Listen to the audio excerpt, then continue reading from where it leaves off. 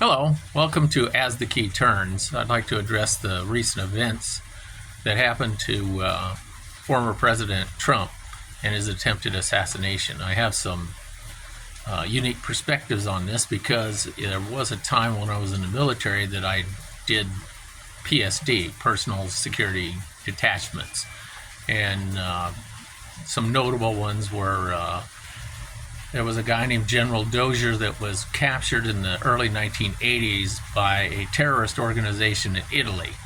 And when he was gotten back by the Italian police, he decided to visit his friend just outside of Stuttgart, Germany, and I was tasked with being part of the team that protected him.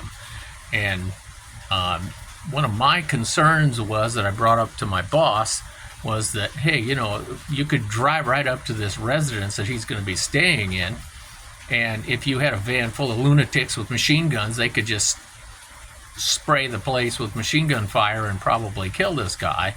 So I was tasked with being almost a half mile away, and I blocked the road for the time of his visit. It was the first and only time the military ever gave me night vision equipment. It was pretty rudimentary in those days. Another time that I was at Fort Meade, Maryland, we had a individual who was testifying against some Mafia member. I don't remember the name of him, and he was a member of the Mafia.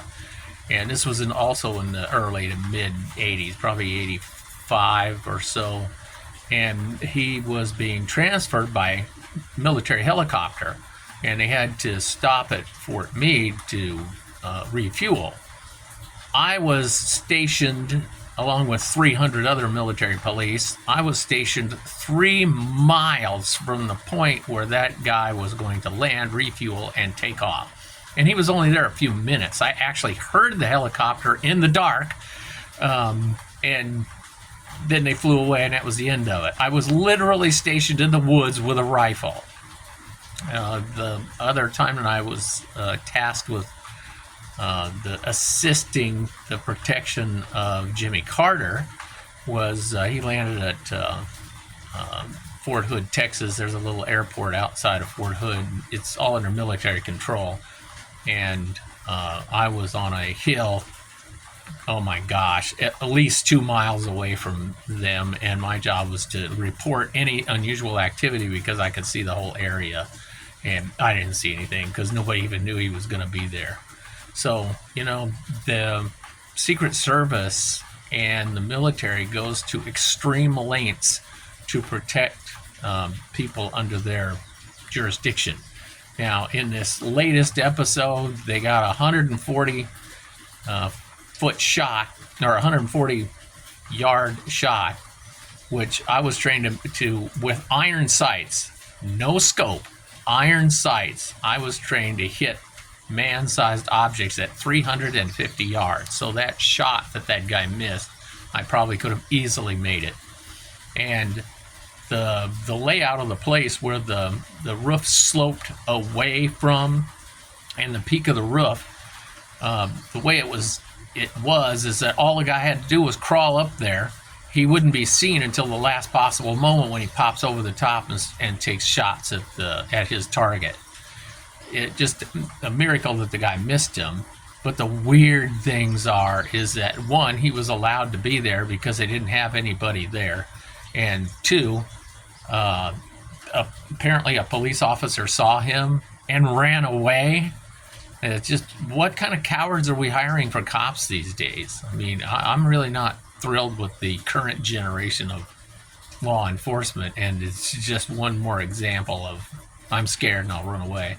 Now, I did have a contact in Stuttgart, Germany with a individual from the U.S. Secret Service. I'll tell you the story. It was kind of funny. What happened was, the day before, a guy had come into the police station where I was the assistant to the desk sergeant, and he told us that he was a contractor for the CIA, and if we ever needed anybody to help torture people, that he was an asset that we could that we could rely upon. And I wrote down all his name and information, thanked him, for the offer of torturing people. But we didn't have anybody we needed tortured at the moment, but we'd get in contact if we needed. Now, the very next day, unbeknownst to me, a United States Secret Service officer was going to talk to our provost marshal. So this guy comes in, shows me a badge, says he's with the United States Secret Service, and he's there to speak to the, Orville C. Kerwood, Master Sergeant, United States Army, who was a acting provost marshal. And I'm like, oh yeah, sure you are. I thought, oh, this is another one of these CIA contractor kooks. So I snatched the badge out and identification out of this guy's hand, and I told him, you follow me. And I marched him down the hallway, and we went over there to the provost marshal's office, and I knocked on it and told him, well, this guy here says he's with the U.S. Secret Service. And I threw his badge on the desk, and my boss jumps up and says, oh, I've been expecting you. Have a seat, glad to meet you. And the marshal tells me that, well, you can go ahead and leave now. And I thought, uh-oh, what a boo-boo. So when it was over with, the guy came and talked to all of us.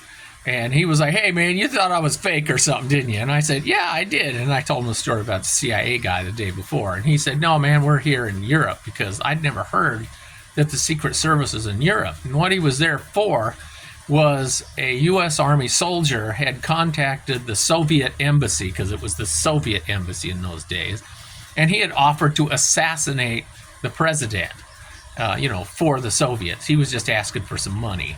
And the Soviets, oddly, turned him in. I guess they didn't want the U.S. president assassinated either. And then, the Secret Service was investigating it. And I remember I said to the guy, I said, oh, man, he's obviously a nut. I mean, who cares, right? And he said, well, who do you think assassinates the president? I'm like, yeah, you got a point. Nuts assassinate the president. And I got one more thing I'd like to point out. The last 3 times the president or someone running for president was attempted to be assassinated, the individual that did it was sentenced to life. 2 women were sentenced to life, and John Hinckley, the guy that shot President Reagan, was sent for life, supposedly, to a mental institution. All 3 of them are still alive and have been released. So all this stuff that people talk about, oh, he got a life sentence. It's never a life sentence, not even in the feds. They're lying to you, and it's evident that they're lying to you, because we can see the evidence. The guy was sentenced, or these gals were sentenced to life sentences under the federal statutes, and they're free today.